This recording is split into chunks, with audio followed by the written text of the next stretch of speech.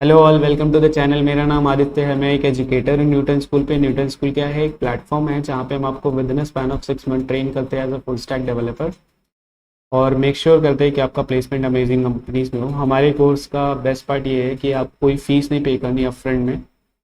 इसी के साथ साथ हमारा एक इनिशिएटिव है लॉन्च पैड। लॉन्च पैड में हमने क्या किया है, वेरियस कोर्स ट्रैक डिज़ाइन किए हुए हैं। तो तुम लॉन्च पैड पे आने के लिए हमारी वेबसाइट पे और newtonschool.co पे उसके बाद लॉन्च पैड वाले टैब पे जैसे ही क्लिक करोगे तुम्हें एक नया वेब पेज नेविगेट हो जाएगा। यहाँ पे start now for free click करना। तुम्हें एक सिंपल सा लॉगिन फॉर्म आएगा, उसको फिलअप करना। उसके बाद से तुम्हें बहुत सारे कोर्सेज का एक्सेस मिल जाएगा, जैसे हो गया introduction to web and HTML, basics of Java, Python का कोर्स है, डेटा स्ट्रक्चर्स हैं। ठीक है, तुम उनमें एनरोल कर सकते हो, उनमें असाइनमेंट सॉल्व करो, फ्री में है, उनको सॉल्व करो। अगर तुम्हें कोई डाउट आता है तो पर्टिकुलर कोर्स इंस्ट्रक्टर से कमेंट सेक्शन में पूछ सकते हो। इसके बाद से हमारा प्लेग्राउंड है। प्लेग्राउंड क्यों है? जैसे मान लो तुम कोई प्रोजेक्ट बना रहे हो या फिर कोई लैंग्वेज में कोड लिख रहे हो तो तुम्हें इन्वायरमेंट सेटअप करने का हेडेक नहीं लेना है। हमें देन एंड देयर हमारी वेबसाइट पे तुम रन करके चेक कर सकते हो। ठीक है, तो ये अमेजिंग सा है। कॉन्टेस्ट होते रहते हैं, उनको चेकआउट करो।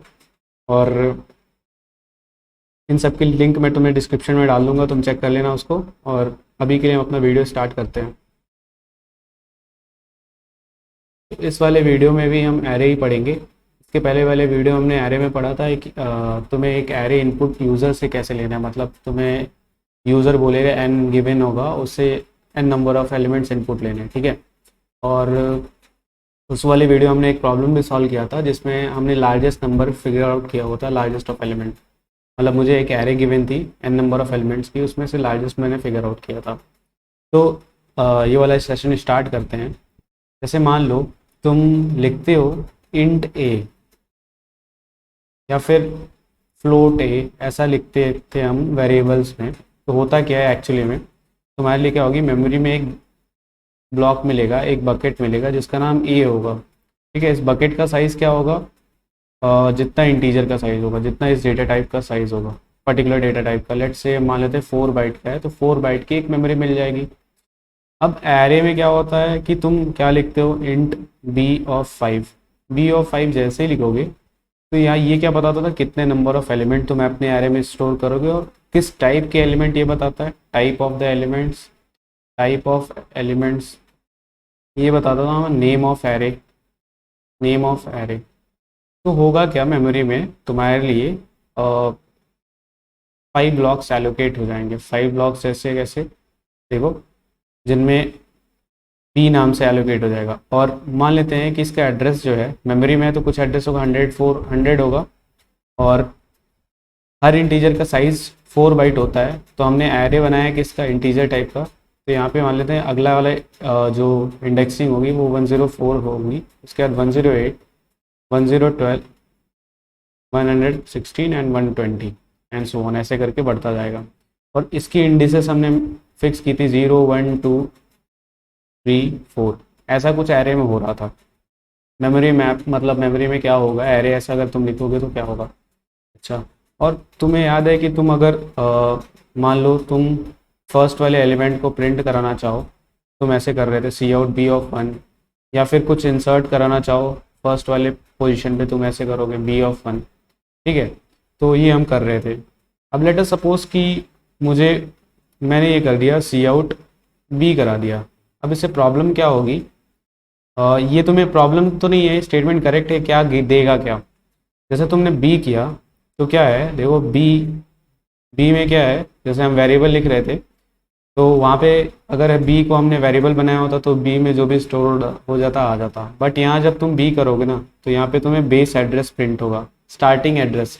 तो बी में क्या है कि फर्स्ट एलिमेंट जहाँ से स्टार्ट हो रहा है एरे का वो प्रिंट हो जाएगा। ठीक है, इसको ट्राई करके देखते हैं एक बार हमारा कोड में कि एक एरे बनाएंगे और सिंपली उसके फर्स्ट वाले मतलब उसके नाम को बस प्रिंट करके देखेंगे क्या आता है हमारा आउटपुट। एक बार अपने प्लेग्राउंड पे आ जाते हैं। लेट से मान लो ये वाला एरे था पिछली वाली क्लास में जो हमने लिखा था, पिछले वाला प्रॉब्लम में एक एरे बनाया ही हमने। सी आउट कर देते हैं, हम क्या करा देते हैं, इनपुट लिख देते हैं simply name of the array. देखें क्या होगा, रन करते हैं। देखो ये क्या आया, देखो एक एड्रेस प्रिंट हो रही है, ये एड्रेस हेक्साडेसिमल में है। तो ये क्या कर रहा है, बी लिखना मतलब तुम्हें सिंपली फर्स्ट वाले 0 मतलब जो भी पहला एलिमेंट है उसका जो भी एड्रेस है वो प्रिंट कर दे रहा है। तुम ऐसे नहीं करा सकते, ठीक है। तुम्हें अगर फर्स्ट वाला एलिमेंट प्रिंट कराना है तो तुम यहाँ पे लिखोगे इनपुट ऑफ ज़ीरो, इंडेक्सिंग हमेशा ज़ीरो से स्टार्ट होगी, तो यहाँ से हम लिखेंगे ज़ीरो, तो ये हमारा फर्स्ट वाला एलिमेंट दे देगा। अभी के लिए हमने एरे में कुछ रखा ही नहीं है तो गार्बेज वैल्यू आएगी। लेट से मान लो मैं यहाँ पे फर्स्ट वाले एलिमेंट को लिख देता हूँ कुछ इनपुट ऑफ 1 इक्वल्स टू 10 लिख देता हूँ, ठीक है, sorry input of 0 equals to 10 लिख देता हूँ। अब देखो मैंने क्या किया, अपने फर्स्ट वाले एलिमेंट में 10 डाल दिया। अब रन कराएंगे तो 10 प्रिंट करेगा, ठीक है।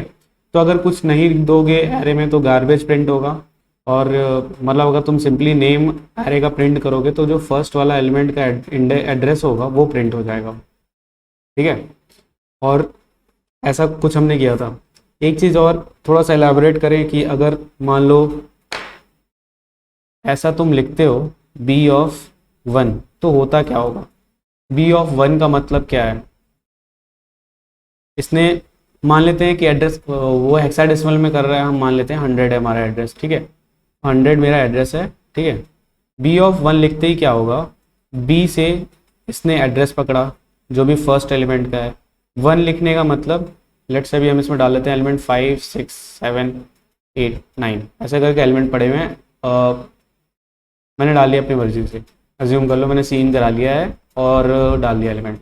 बी ऑफ 1 लिखने का मतलब ये हुआ कि ये यहाँ से क्या करेगा, बेस एड्रेस उठाएगा प्लस कौन सा एलिमेंट है फर्स्ट वाला इनटू 4 कर देगा। 4 क्यों करेगा, ये देखो बेस तो चलो पता चल रहा है कहाँ से हमें स्टार्ट करना है। अभी हमने प्रिंट कराया था ना सी आउट करके बी, तो वो क्या करेगा, हमें प्रिंट कर देगा जो जहाँ से हमारा फर्स्ट वाला एलिमेंट स्टार्ट होगा, ठीक है। ये तो हो गया।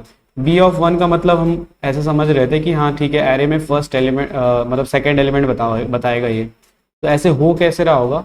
बी ऑफ 1 को अगर एक्सपैंड करते हैं तो ये क्या देता है कि बी प्लस बी का address plus 1 into size of data type, जिस भी डेटा टाइप का एरे हमारा डिक्लेयर है, यहाँ पे क्या है इंटीजर है तो इसलिए हम यहाँ 4 ले रहे हैं। तो अब क्या हो जाएगा 100 प्लस 4 इंटू 1 हो जाएगा, ये आ जाएगा 104 आ जाएगा।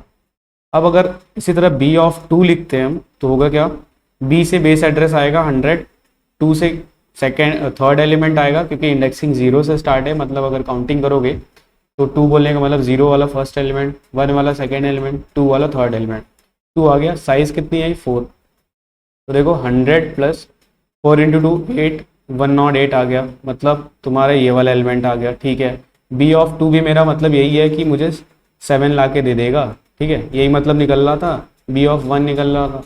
तो एरे में हम जब भी ऐसे लिखते हैं किसी भी साइज का हो, मान ले अभी तो यहाँ पे इंटीजर माना है हमने, लेट्स मान लेते हैं कि ये जनरल है, कोई अलग डेटा टाइप का है, इंटीजर है, फ्लोट है, डबल है, जो भी है। तो यहाँ पे हम क्या करेंगे, ये क्या होगा एक्सपैंड होके बेस एड्रेस जो भी है उसका प्लस आई जो इंडेक्स हम पूछ रहे हैं into size of data type, जिस भी डेटा टाइप का है वो हो जाएगा। तो ये हमें बता देगा BIF, मतलब ये इसी फॉर्मूले से, फॉर्मूला नहीं है बस एक जनरल है कि कैसे कैलकुलेट हो रहा है एड्रेस, ठीक है, कैसे हम एलिमेंट को एक्सेस कर रहे हैं।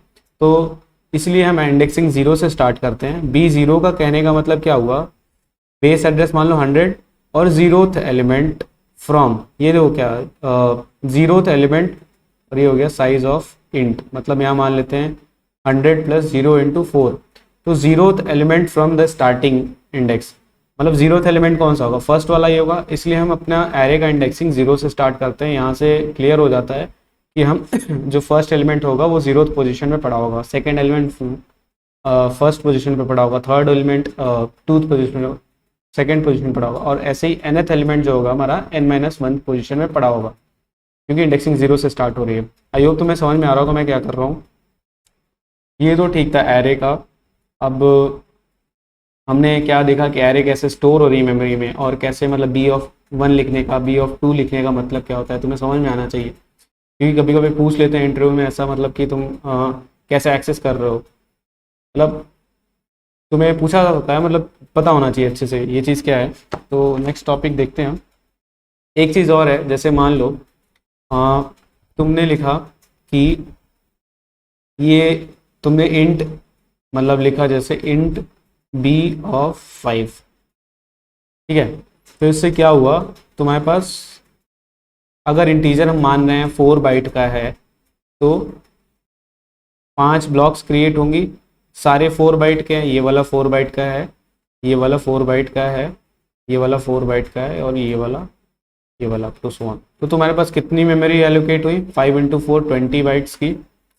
जब तुम इसका जैसे मान लो ये एरे बी है, तो अगर इसको तुम साइज ऑफ ऑपरेटर में डालोगे, बी करके प्रिंट कराओगे, तो तुम्हें क्या आना चाहिए, इस पूरी एरे का साइज आ जाएगा, ठीक है, कितना मेमोरी इसने एलोकेट किया है, ठीक है। और नंबर ऑफ एलिमेंट्स अगर फिगर आउट करना है, जैसे तुम्हें दे दिया जाए कि 10 चॉकलेट्स का प्राइस 20 रुपीज़ है, और एक सॉरी 10 चॉकलेट नहीं, ऐसे कर लेते हैं इसको, बस समझाने की कोशिश कर रहा हूँ यहाँ पे क्या है, तो समझ लेना, अगर मतलब समझ में आ गया वो ठीक है, मैं क्या कहना चाहता हूँ, नहीं तो एक बार समझ लो कि मैंने टोटल चॉकलेट बाई की है 20 रुपीज़ की, ठीक है, और कॉस्ट ऑफ ईच चॉकलेट क्या है, 2 रुपीज़ है। मैं पूछ रहा हूँ नंबर ऑफ चॉकलेट्स मैंने कितने मतलब कितने खरीदी होंगी, तो टोटल रुपीज़ अपॉन ए का कॉस्ट, ठीक है, तो 10 चॉकलेट्स आ गई यहाँ पे। वैसे ही तुम साइज ऑफ एरे का अगर नाम दोगे तो ये तुम्हें क्या दे देगा, पूरा मेमोरी कितना एलोकेट हुआ, ठीक है, ये पूरी मेमोरी दे देगा। बट अगर तुम्हें फिगर आउट करना है तुमने कितने एलिमेंट डिक्लेयर किए हैं, तो तुम सिंपली क्या कर दो, साइज ऑफ, मतलब यहाँ पे एरे का नाम बी है, उसको उससे डिवाइड कर दो, साइज ऑफ किस टाइप का है, अगर इंटीजर का है तो वो कितने बाइट लेगा, 4 बाइट लेगा, तो यहाँ से तुम्हें आ जाएगा number of elements, figure out हो जाएगा सिंपली। इस फॉर्मूले जो हमने देखा नंबर ऑफ चॉकलेट्स वाला, इसी फॉर्मूले के बेसिस पे मैंने इसको मतलब समझाने की कोशिश की, इसको याद करने की ज़रूरत नहीं, ये भी डिड्यूस हो जाएगा। तो एक बार इसको देखें कि हमारा साइज ऑफ ऑपरेटर कैसे वर्क कर रहा है कोड में। तो अपना प्लेग्राउंड खोलते हैं हम, यहाँ पे मैंने मान लो यहाँ पे किया हुआ है। अब यहाँ पे मैं अगर लिख दूँ साइज ऑफ इनपुट, पहले इसको प्रिंट करा लेते हैं, फिर साइज ऑफ इंट को प्रिंट करा लेंगे, मतलब जो मेरा इंटीजर का क्या साइज है, और इसको भी प्रिंट करा लेते हैं। ये सी आउट तो किया ही नहीं मैंने, यहाँ पे भी सी आउट कर लेते हैं, ठीक है। साइज ऑफ इनपुट हो गया, मतलब इनपुट एरे की साइज़ कितनी है, फिर इंटीजर का कितना साइज़ है, और number of elements figure out करने के लिए जैसे मैंने यहाँ 100 डिक्लेयर किया है, तो मेरा आउटपुट भी 100 आना चाहिए। हम क्या करते हैं, और एक वेरिएबल बना कर लेते हैं, int number equals to size of input upon size of int, ठीक है, सी आउट नंबर। इसको कमेंट कर देते हैं, इसको हम नहीं प्रिंट कराएंगे, रन कराते हैं, देखते क्या आता है। सॉरी मैंने हैंडल नहीं किया, इसको हैंडल कर देते हैं, नेक्स्ट लाइन में आ जाए, थोड़ा वेग सा आ गया, बहुत सही आएगा, क्या मतलब। देखो जो फर्स्ट वाली लाइन में क्या आया है, ये वाला फर्स्ट वाला आउटपुट जो है साइज ऑफ इनपुट, मतलब 400 बाइट्स एलोकेट हुई हैं। देखो 100 हमने इनपुट एरे डिक्लेयर कितने का किया था, 100 का, और एक इंटीजर का साइज़ कितना है, 4 बाइट का है, तो हमारे लिए 400 बाइट्स एलोकेट हो गई।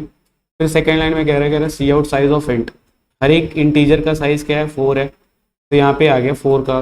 फिर हमने नंबर ऑफ एलिमेंट्स कितने डिक्लेयर किए थे, 100, तो उसको हमने कैलकुलेट कर लिया, साइज ऑफ टोटल मेरा कितना मेमोरी एलोकेट हुआ है, और पर्टिकुलर एक एलिमेंट का साइज़ कितना है, उसके हिसाब से हमने प्रिंट करा लिया।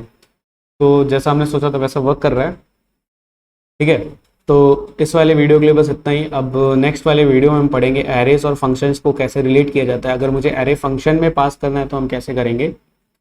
तो और मैं लॉन्चपैड की लिंक लिस्ट डिस्क्रिप्शन में डाल दूंगा, तुम वहाँ जाके चेक कर लेना कोर्सेस, ठीक है।